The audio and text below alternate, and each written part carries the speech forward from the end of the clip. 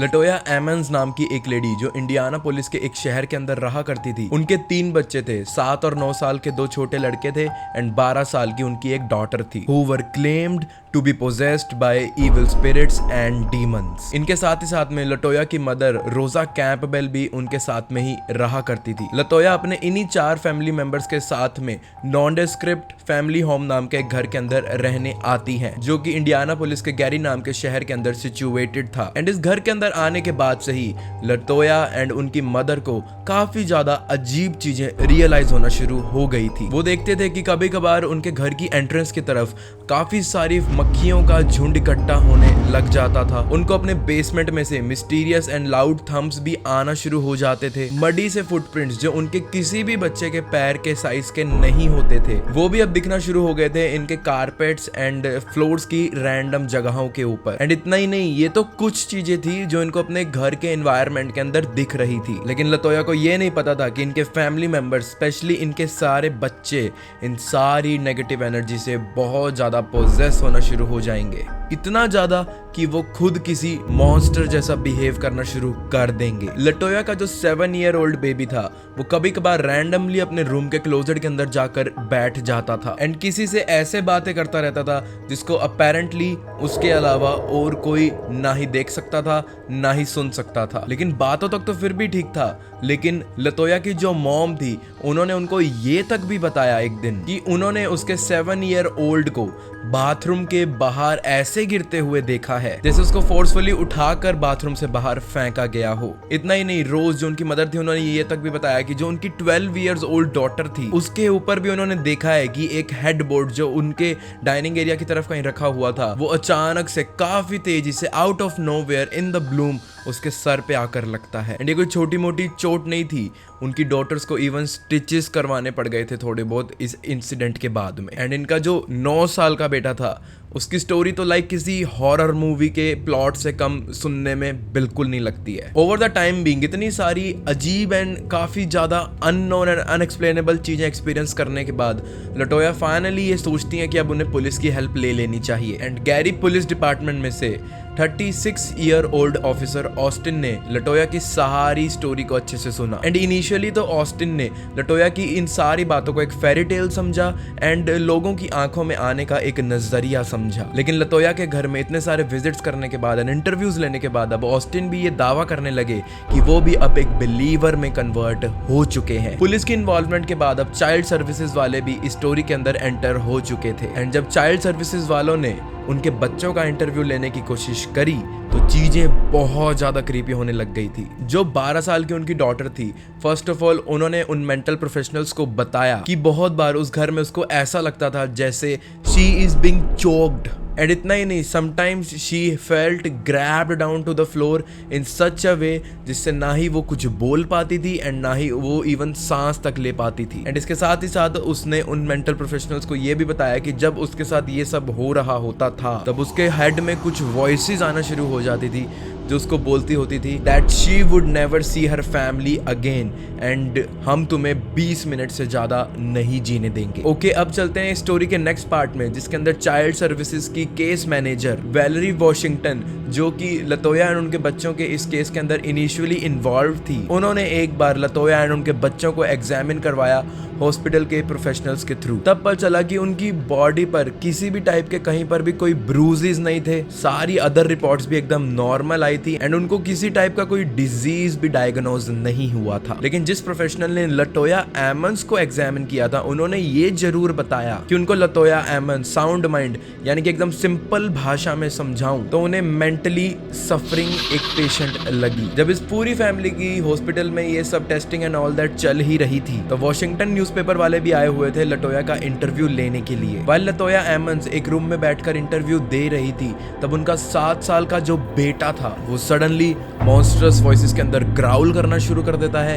अपने टीथ्स को वो पूरा एक्सपोज करके एंगर फेसेस बनाने लग जाता है एंड उसकी आईज भी पूरी की पूरी रोल बैक हो चुकी थी। इतना ही नहीं, उसने ये सारे इमोशंस को दिखाने के बाद उनका जो 9 साल का बेटा था, उसके नेक को भी बहुत ज्यादा फोर्सफुली एंड पावरफुली होल्ड कर लिया एंड अपने आर्म्स की मदद से उसकी नेक को एकदम फोल्ड करके लॉक ही कर दिया था। एंड उसको जब बाकियों ने ये सब बंद करने के लिए बोला तो वो बस रिफ्यूज करता रहा हंसते हंसते, अंटिल बहुत ज्यादा फोर्स का यूज करके वहां मौजूद लोगों ने ही ऐसा नहीं करवा लिया था। उस इंटरव्यू वाले दिन के दौरान शाम के वक्त में वॉशिंगटन वालों ने उनकी मदर रोज एंड उनके वही 2 बेटों के साथ फिर से एक इंटरव्यू लेने की कोशिश करी, बट इस बार उनकी ग्रैंड मदर के सामने भी वो 7 साल का बेटा वापस से वैसी ही ग्रोलिंग नॉइसेस निकालने लग गया था एंड एक बहुत ही ज्यादा डीप एंड मॉन्स्टरस आवाज के अंदर बोल रहा था, it's time to die, I will kill you all. And जब 7 ईयर 1 वाला बेटा ये सब चीजें, ये सब हरकतें शो कर रहा था,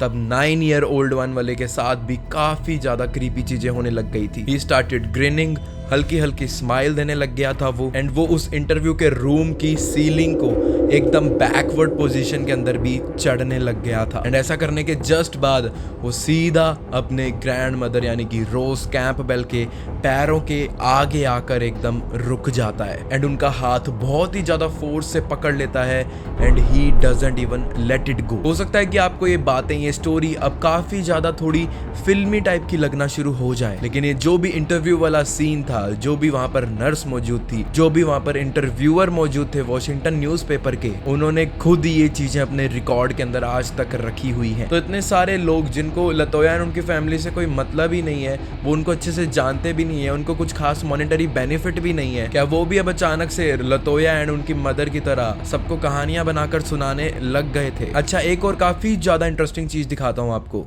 ये वाली इमेज देखो एक बार, क्या इस घर के राइट साइड वाली विंडो की तरफ आपको एक वाइट सी एपरेशन देखने के लिए मिल रही है? ये घर तो जरूर लतोया का वही वाला घर था जहां पर ये रहने आए थे, लेकिन ये फिगर ना ही लतोया की थी, ना ही उनकी मदर की एंड ना ही उनके किसी भी बच्चे की। जब पुलिस डिपार्टमेंट वालों ने अपनी इन्वेस्टिगेशन के दौरान इस पिक्चर को क्लिक किया था, तब ये फिगर बस यहाँ पर रैंडमली कैप्चर हो गई थी। उस दौरान इनके घर में कोई भी नहीं था, वो सारे के सारे उस टाइम हॉस्पिटल गए हुए थे। इवन ये सारी चीजें आज तक रिकॉर्ड्स के अंदर मेंशन तो हैं, लेकिन ये सारी चीजें आज भी एक मिस्ट्री ही है। अब तो इनको बहुत टाइम हो गया इस जगह को छोड़े हुए। ये स्टोरी भी 2014 की है जो आपने अभी सुनी। जिस घर में लतोया एमन्स रहने आई थी, कहते हैं कि वहां पर आज भी 200 से भी ज्यादा evil entities, demons and demonic figures रहती होती हैं, जिनकी वजह से उनके एंड उनके परिवार की ऐसी हालत होना शुरू हो गई थी। आई नो आपको लतोया एमन्स की स्टोरी काफी ज्यादा क्रीपी लगी होगी, लेकिन व्हाट इफ आई से कि आप ऐसी और भी काफी सारी इंटरेस्टिंग एंड हॉरिफाइंग स्टोरीज को एंजॉय कर सकते हो। एंड उसके लिए मैं आपको कुकू एफएम पर अवेलेबल एक स्टोरी ट्रिकाया रिकमेंड करना चाहूंगा, जिसमें अनामिका नाम के एक MBBS स्टूडेंट के साथ कुछ ऐसे हादसे होना शुरू हो जाते हैं जिसके ट्रॉमास न जाने उसको कितने टाइम तक हॉन्ट करते रहते हैं। इतना ही नहीं, यहाँ पर अनहोनी नाम से भी काफी ज्यादा मजेदार स्टोरी अवेलेबल है, जिसके अंदर राजवंशी फैमिली की स्टोरी शेयर करी गई है कि कैसे उनके नए घर में उनका पैर रखते ही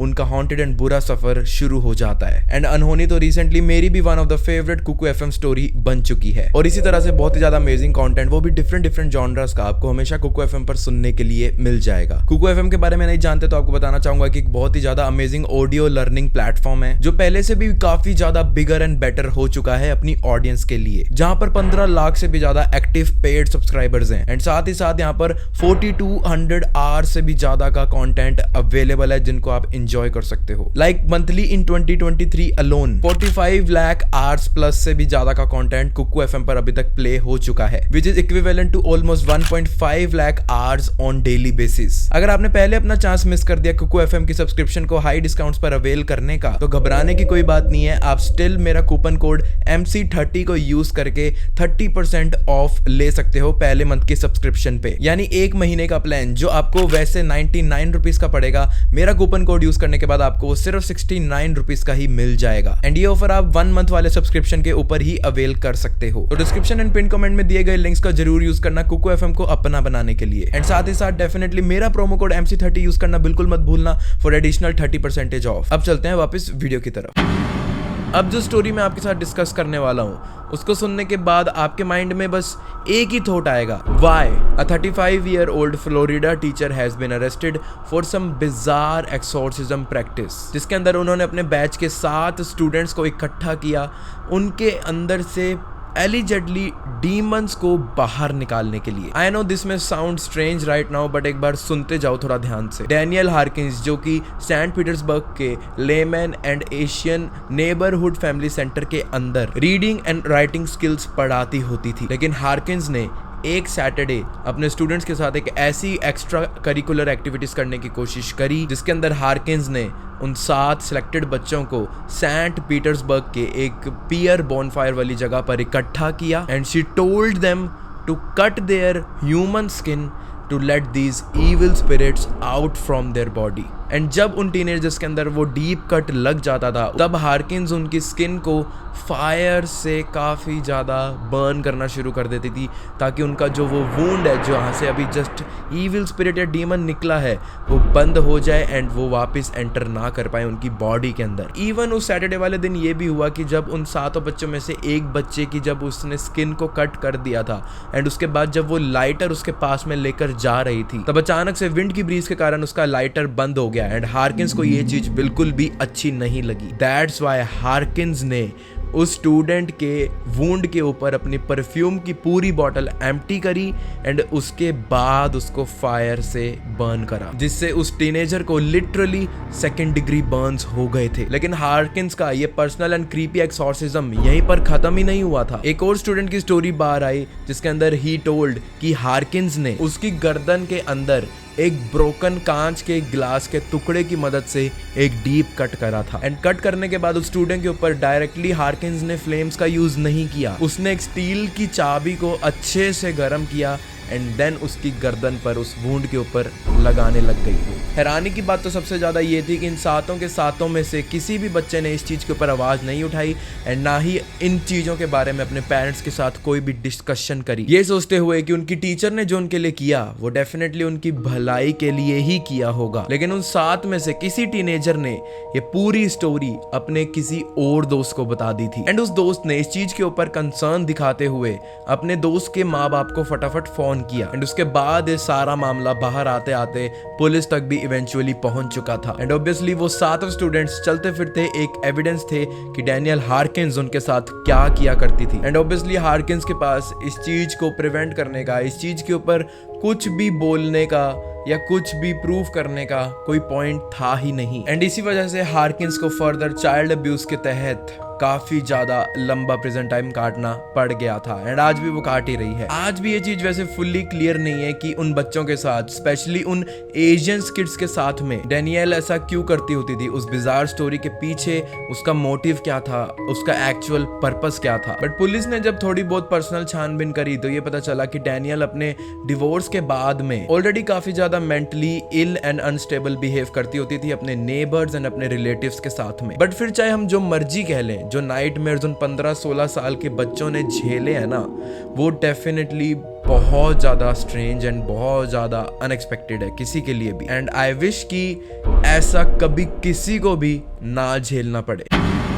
सितंबर 27, 2014 स्प्रिंगविल यूटा के अंदर एक 19 साल का लड़का अपनी गर्लफ्रेंड के साथ अपने घर पहुंचता है। उसका हर शाम को यूजुअली यही रूटीन रहता था and there is nothing special in it and उनका वेलकम करने के लिए उनके पेरेंट्स एंड बाकी 3 सिबलिंग्स भी ऑलमोस्ट हमेशा अवेलेबल ही रहते थे। बट इस शाम माहौल काफी ज्यादा अलग लग रहा था।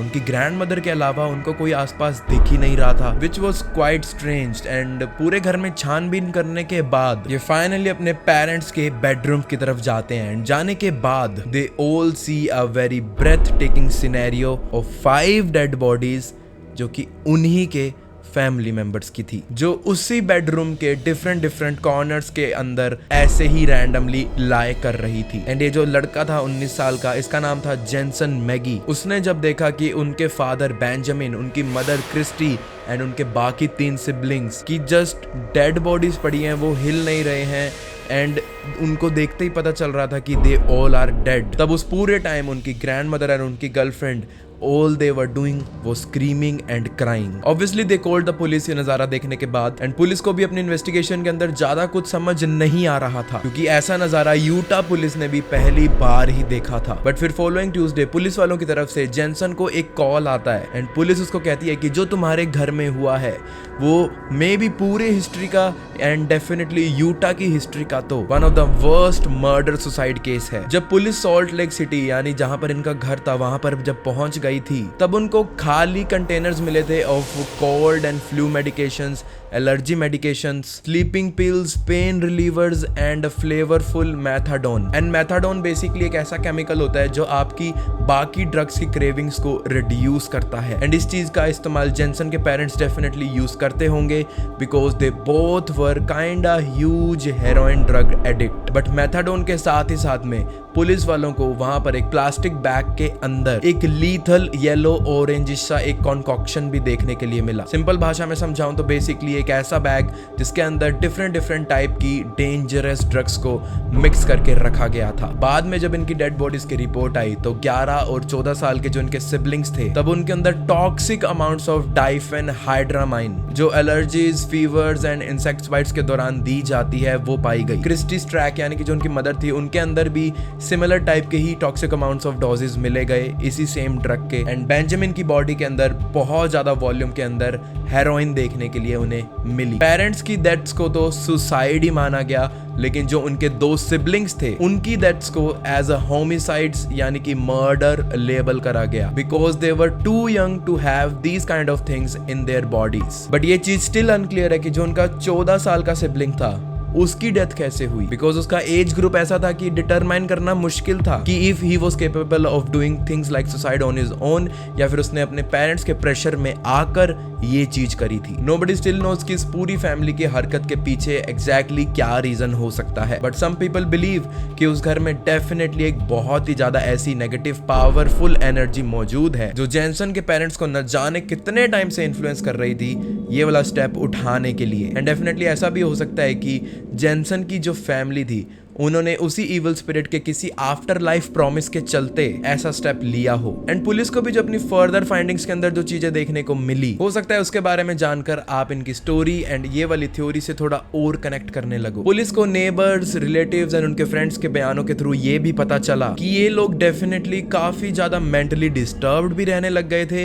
एंड कुछ दिनों से तो वो सिर्फ उनके साथ यही बातें करते रहते थे, we are all worried about the evil in this world and we all want to escape a pending apocalypse। उन्होंने बताया कि ये रैंडम ऐसे टॉपिक्स के ऊपर बात करना शुरू कर देते थे जो उनके लिए काफी ज्यादा एक स्ट्रेंज चीज हो जाती थी। पुलिस को इवन वहां पर कोई भी सुसाइड नोट्स भी देखने के लिए नहीं मिले, सिर्फ इनके एक 14 ईयर ओल्ड चाइल्ड का एक लेटर मिला था जो कि 2 डेज प्रायर के अंदर इस इंसिडेंट से उसने अपने बेस्ट फ्रेंड को लिखा था। एंड उसके अंदर सिर्फ एक ही सेंटेंस लिखा हुआ था that he will no longer exist on this earth and I am just saying good bye. कुछ थ्योरीज ये भी सामने आई कि हो सकता है कि ये चीज किसी टाइप के सैटेनिक रिचुअल को पूरा करने के लिए एंड परफॉर्म करने के लिए इन लोगों ने करी थी। एंड ऐसे रिचुअल्स की स्टोरी देखा जाए तो कोई नई बात नहीं है, कोई नई चीज नहीं है। हमारे इंडिया के अंदर ही आपको न जाने ऐसे कितने टाइप के केसेस देखने के लिए मिल जाएंगे। एंड उनमें से सबसे famous one is the Burari family case. In the and कोई भी बस ये मानने के लिए तैयार नहीं था कि क्रिस्टी एंड बेंजामिन की क्योंकि ड्रग एडिक्शन वाली हिस्ट्री रह चुकी है तो वो ड्रग ओवरडोज के इन्फ्लुएंस में आकर इतना बड़ा स्टेप लेने की सोच सकते हैं। एनीवेज, अगर आप आज इस घर को विजिट करोगे एंड आप वहां पर रहने की कोशिश करोगे तो आप ये चीज कर ही नहीं पाओगे, आपको वहां पर